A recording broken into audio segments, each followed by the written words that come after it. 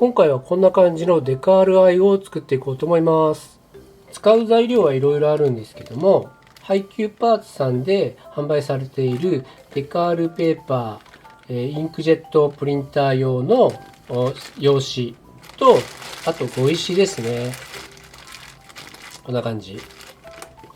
あと今回はレジンをメインに使うので、凹辺の少ない星の雫、デカールシートのコーディングに使うこのスーパークリア光沢というものですね。結構綺麗なデカールアイが作れると思います。じゃあ早速やっていきましょうか。で、このデカールシートはですね、こんなに使わないんですね。1回で。私は少しずつ印刷しながら作っていくんですけど、これだとですね、結構無駄が出ちゃうので、最初にこれ半分に切っちゃうんですね。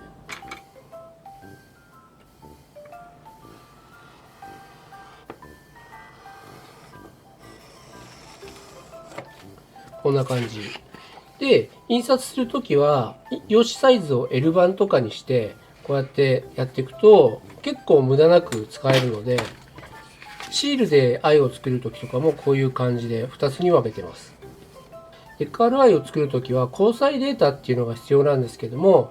私は以前作ったものを流用して使うんですが、もしない方がいらっしゃったら、ブースでですね、交際データ過去無料みたいな感じで調べると、無料の交際データがありますので、その無料のデータを使ってデカールアイを試すこともできますので、調べてみてください。ちょっと話がくどくなるかもしれないんですが、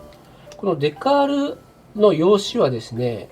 いくつか種類があって、レーザープリンター用とインクジェットプリンター用、この2種類があるんですけど、インクジェットプリンター用には顔料インクと染料インクっていうのが分かれてるものとか、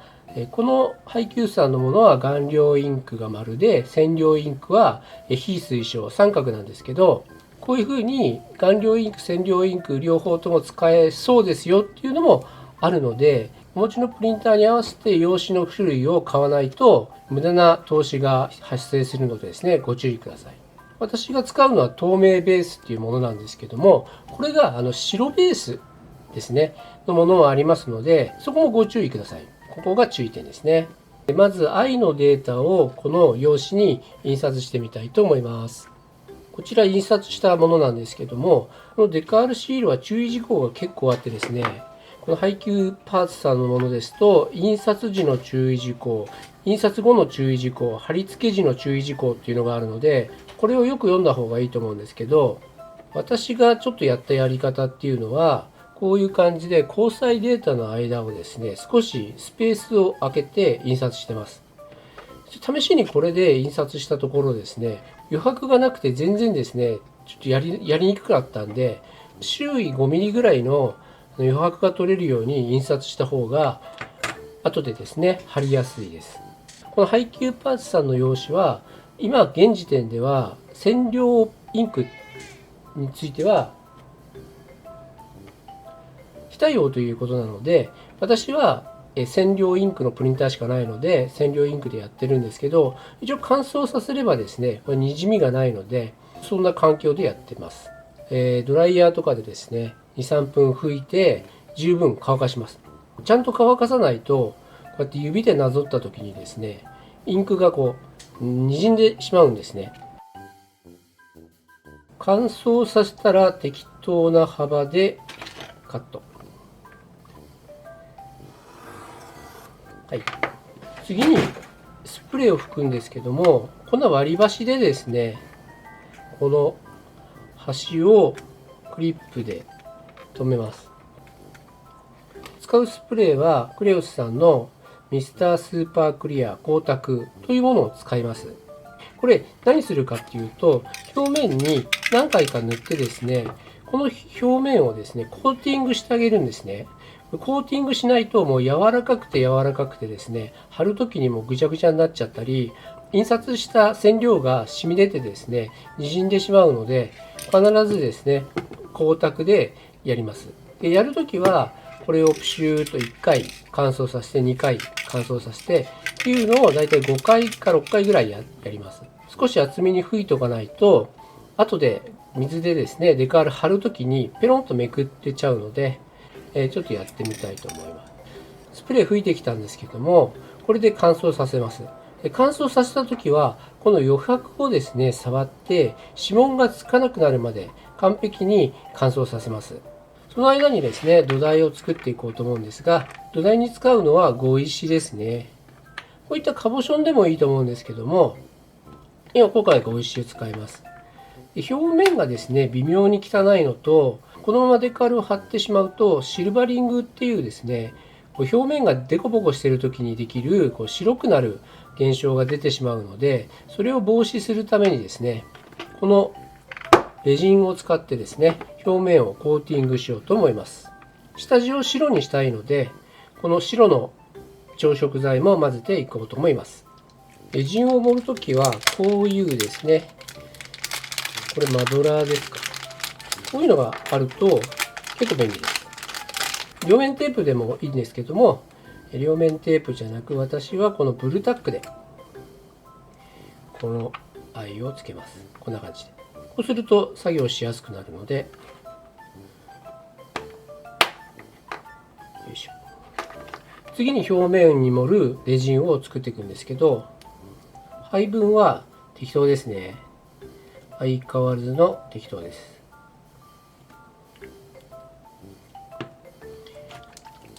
白のレジンはよく振って混ぜて、何滴ぐらいでしょうね。1滴か2滴。これでちょっととりあえず混ぜますね。表面に塗るときにこういうゴミが消えるぐらいの白さだったらいいかなと思うんですけど、もうちょっとだけ混ぜてみましょうか。3滴目。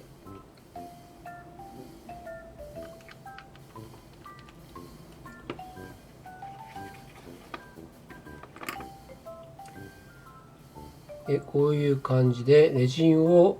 盛るんですけど、レジンを盛るときに表面がですね、きれいにツルツルになるように盛ります。デカールをきれいに貼るポイントですね。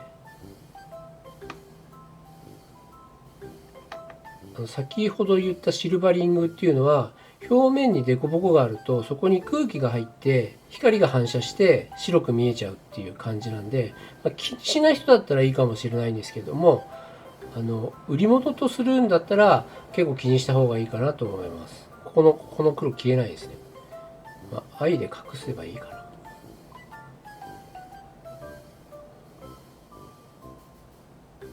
じゃあちょっと置いてから硬化させますね。じゃあまた同じように持ってきます。こんな感じですね。まだ硬化させてないんですけども、チェック方法はこういう光に当ててですね、線が歪んでたりするとデカール貼った時にそこが何て言うんですかね、ボコボコってなっちゃう。で、あまりひどくなければ大丈夫なんですけど、あと気泡ですね。気泡は結構とんがり気味になっちゃうんで、気泡はもう潰しとく。潰すというか外に押しやる感じ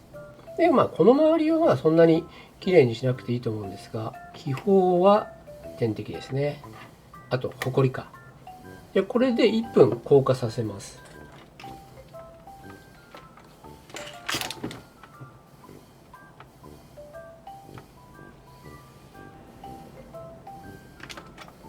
はい、硬化しました。星の雫さんの場合はこのベタつきとかがないので、もうそのまま処理できるので、もし星の雫さんを使わないで表面がベトベトになるようでしたら、エナメルの除光液できれいにするといいかもしれないんですが、その後の処理っていうのはちょっと同じ結果が出るかが分かりません。続いてデカールを貼っていくんですけども、適当な小皿に水を少々、ティッシュにちょっとだけ水を含ませたものを用意しておきます。あと必要なのはこういう先のとんがってないピンセットですね。これがあると、便利ですね。あと穂先が長い筆、これがあると便利です。これを用意しておきます。なければないでもいいと思うんですけど、しっかり乾燥しているので指で押さえても指紋はもうつかないので、これを切っていきます。切る時なんですけども、これはまあ私が今やっていく中でこうの方がいいんじゃないかって思っただけなんで、他にもやり方はあると思うんですけど、こういう感じです。交際の1周を5ミリぐらい余白を空けて切るんですね。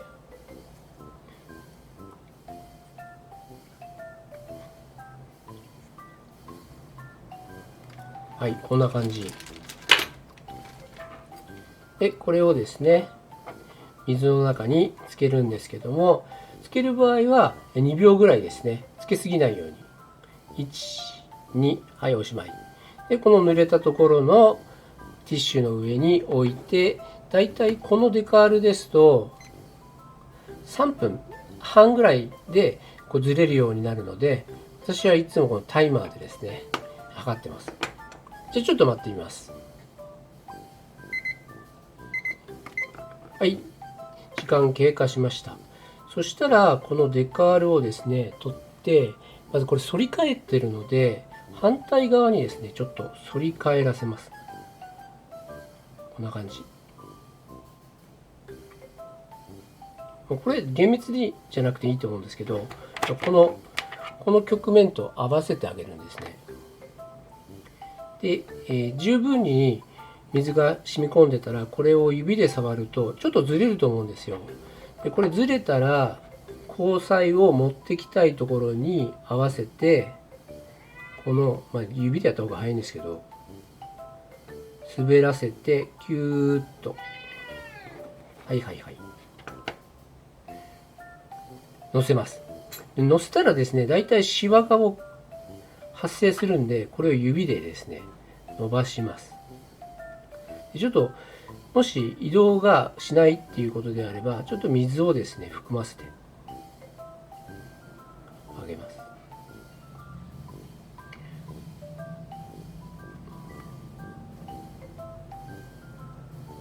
でこれ結構ゆっくりやらないとベリッといったり再度シワが入っちゃったりするんで、これ注意が必要なんですけど、ここが一番デカールアイの難しいところですね。筆先を少し濡らして、こういう感じでシワを取っていく。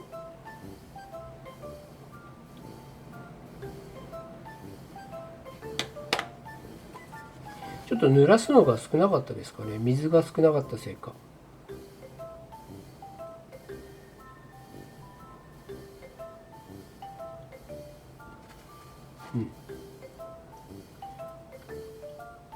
なんで水をつけるかっていうと、海苔が乾燥してへばりつくので、これ指でもそうなんですけど、水をつけないとペラッとくっついて剥がれちゃうんで。あとですね、注意点はこのデカールシートの下にある水は出さないようにします。これポイントですね。これでですねちょっと待ちますね。はい、じゃあ同じようにデカールを貼っていこうと思います。じゃあ今度はもう少しゆっくり貼ってみましょうか。ちょっとずらします。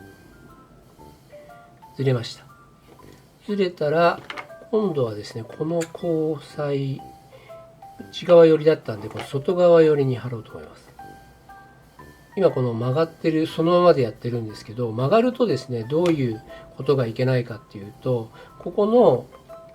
貼り付ける面とデカールの隙間が結構空いちゃって、これを貼る時にですねこう食い込んじゃうんですね、お口側に。そうするとそれを対処しなければいけないんで結構めんどくさいんですよ。だからこう内側にこう反らせて距離を空けないように貼り付ける。でゆっくりゆっくりゆっくり。大抵こういう風にシワが入っちゃうんでゆっくりですね。海苔がやっぱり少ないのかな。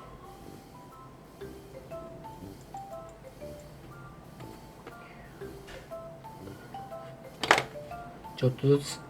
広げて上げてシワをなくすと。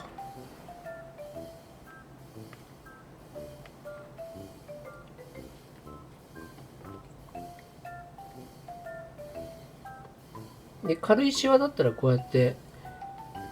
中から外に筆でなぞってあげるだけでシワはなくなるんでいいですね。じゃあ同じようにまたやってみます。ほんとポイントはここだけなんですよ、難しいのは。これ以外は結構簡単。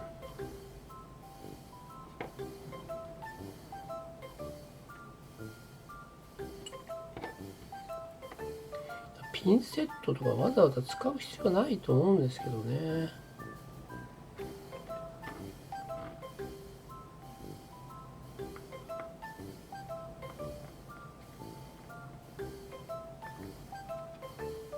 これなんか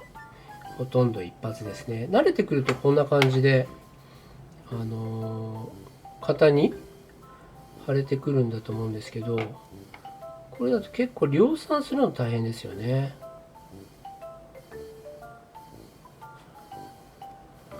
なんかもっといい方法があればいいんですけど、ちょっと今のところわからないんで。あとですね、デカールにこう点々点ってちょっとついちゃってるんですけど、多分これプリンターのローラーの跡じゃないかなと思います。じゃあ最後にここの部分がちょっと出っ張ってしまった合にまた貼っていこうと思います。ですね、忘れずにこの内側に巻き込んでからこの外側か。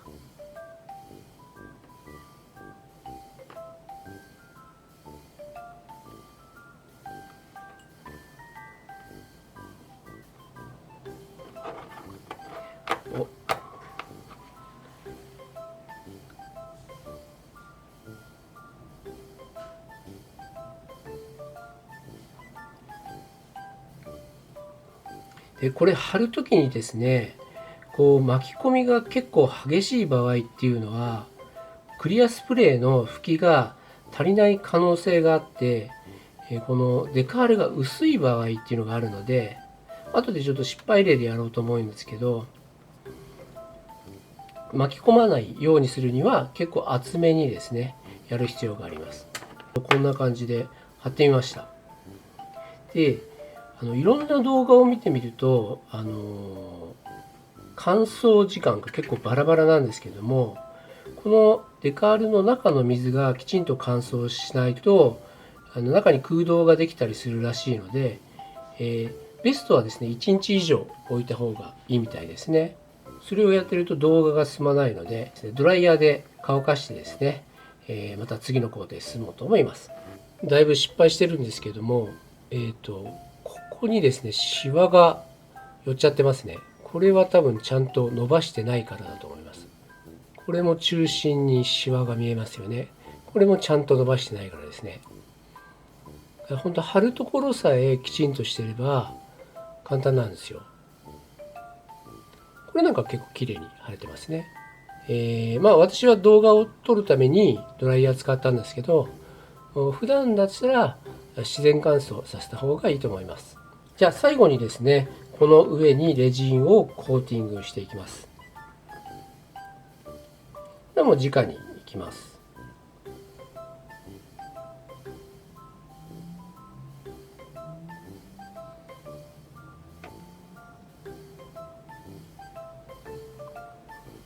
でここでまたレジンがちょっと足りないとボコボコとかになっちゃうんで、ちょっと多めにですね持って、また爪楊枝でこんな感じで広げていきます。でこの時にまた空気ですね、気泡を外に追いやるような感じで綺麗に仕上げるんでしたら、この表面が全部レジンで覆われるように塗った方がいいですね。一部分だけですとこう段差ができちゃうんで、ここで綺麗にレジンを広げてあげると。こうやりにくそうなやり方をしてるんですけど、もっと顔に近づけてですね、見やすいところでやればやりやすいと思うので、表面にコーティングしたのでまた硬化させてみようと思います。1分です。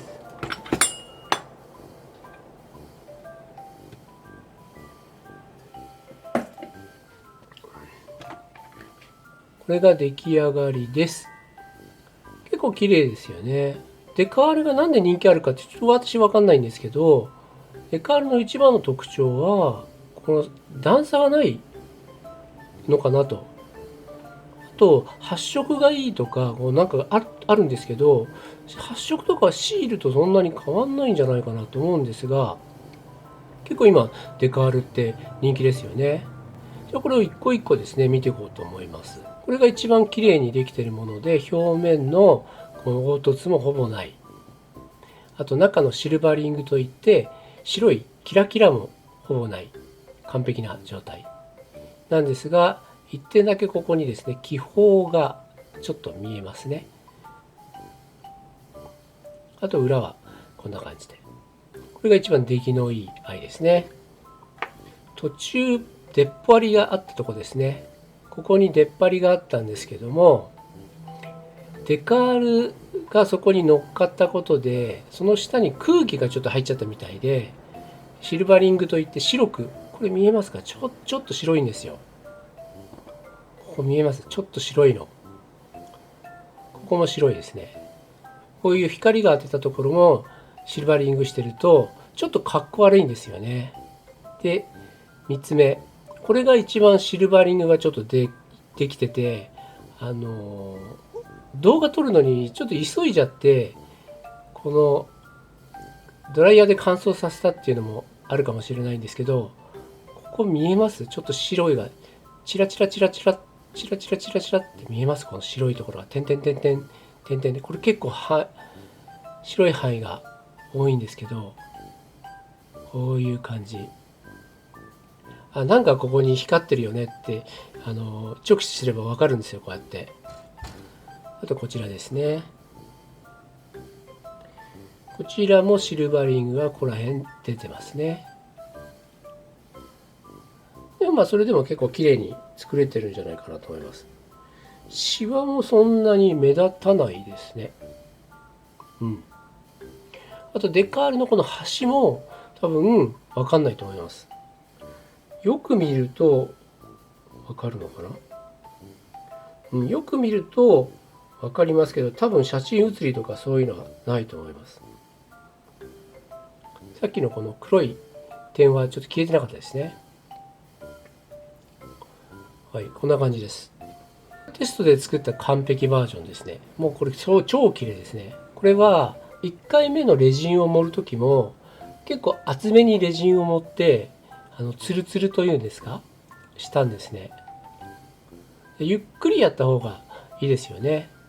でこれ何かっていうと、これシールですね。こう見ると違いが分かんないんですけど、やっぱりシールとデカールの違いっていうのは、この境目が見えるか見えないか。でシールって白を少し多くカットするので、その部分でちょっと見えちゃうんですよね。それがやっぱり一番違うかなと思うんで、発色自体は多分そんなに変わんないと思うんですよね。あと白身も綺麗に出るっていうんですけど、これも多分そんなに変わんないんじゃないかなと思います。はい。作った絵をセットしてみたんですけど、綺麗ですね。ピッカピカしてます。丁寧に作ってあげれば、多分1日でこれぐらいのクオリティはできるんじゃないかなと。先ほど何度も言ってるんですけども、そのデカールの貼るところですね、そこさえ乗り越えれば、あとはだいたいレジンコーティングすれば表面ツルツルになるんで、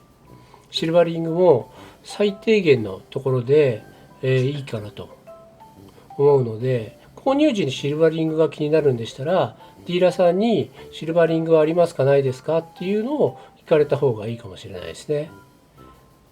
写真写りに影響するかどうかっていうと、そこはちょっとあるかもしれないんですけど、ないかもしれないので。はい、ということで、次はですね、失敗パターン、こうやってやると失敗するよっていうのをいくつかやってみようと思います。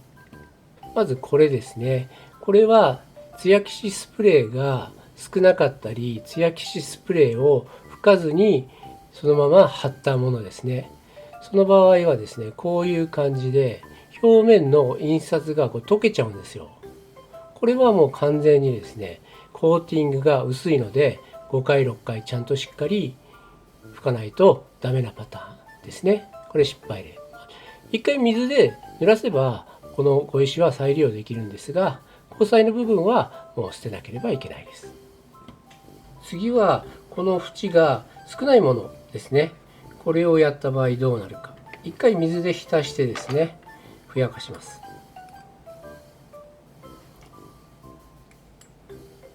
この縁が少ないものを乗せた時にどうなるかっていうと、これがやり方次第ではあるんですけども、結構巻き込みが多くなっちゃう。これあれだな、薄いな。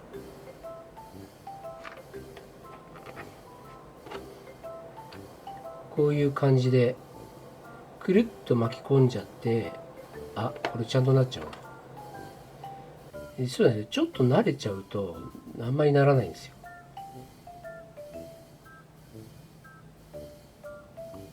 極端にこんな感じ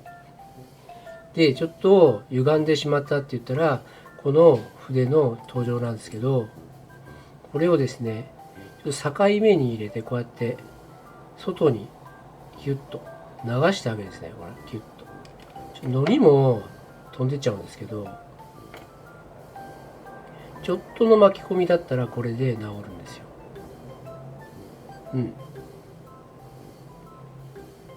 だからこの筆があるといいんですね。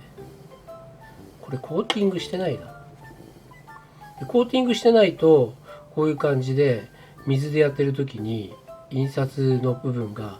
色を落っこっちゃうんですね。だから必ずコーティングはした方がいいですね。絶対ミスんないっていうしたら全然いいと思うんですけど、これがミスが多いところですね。もしコーティングしないとどうなるかっていうと、普段使ってる分には削れないと思うんですけども、ちょっとしたカリッといった時にこういう感じでデカールが削れちゃうので、デカールを貼った後はレジンでコーティングした方がいいですね。普通プラモデルですと光沢スプレーとかでやるんですけども、プラモデルはあんまり引っかかないっていう前提で使うので、光沢スプレーでもいいと思うんですけども、ドールの場合は愛をセットした時に側面に結構こすったりするじゃないですか。だから必ずレジンでやった方がいいと思います。これは光沢スプレーで大丈夫だっていう方は光沢スプレーでいいと思います。あと最後にシルバリングですね。これ一番ひどい例なんですけど、これ見えますか？光が反射しているところの左右が見やすいと思うんですけど、全体的にシルバリングが起きちゃってるんですね。はい、ここら辺。これは何かっていうと、まず一つは表面を処理せずそのままデカール貼っちゃった場合ですね。これ碁石結構ツルツルになってるように見えるんですけども、目に見えない凹凸っていうのがあるので、それでシルバリングが起きてしまうっていうのと、あと今紹介してないんですけど、こういう感じで白のスプレーを吹くっていうのも一つの方法なんですね。ただこの白のスプレーを光沢ツヤツヤにですね吹かないと、そのスプレーって結構細かい粒子がくっついてる感じになっちゃうんで、砂地っていうんですか、砂地っていうんですか、表面が実際ザラザラなんですよ。でこの状態でデカールを貼っちゃうと、やっぱりこういう感じでシルバリングが起きちゃうので、レジンの方が結構楽ですね。ということで今回レジンなんですけど、これがデカールアイを作る時の注意点でしょうか。グダグダグダと長い動画でなって申し訳ないんですけども、レジンを使えば結構綺麗にできます。デカールでアイを作りたいといった場合は、この動画が参考になればとても嬉しいです。またですね、時間があったら土台からレジンで作るとか、先ほどの土台をスプレーするとか、そういったところの動画も作っていこうと思いますので、ご期待いただければと思います。今回も動画をご視聴くださいまして誠にありがとうございました。次の動画でお会いしましょう。ではまたね。バイバーイ。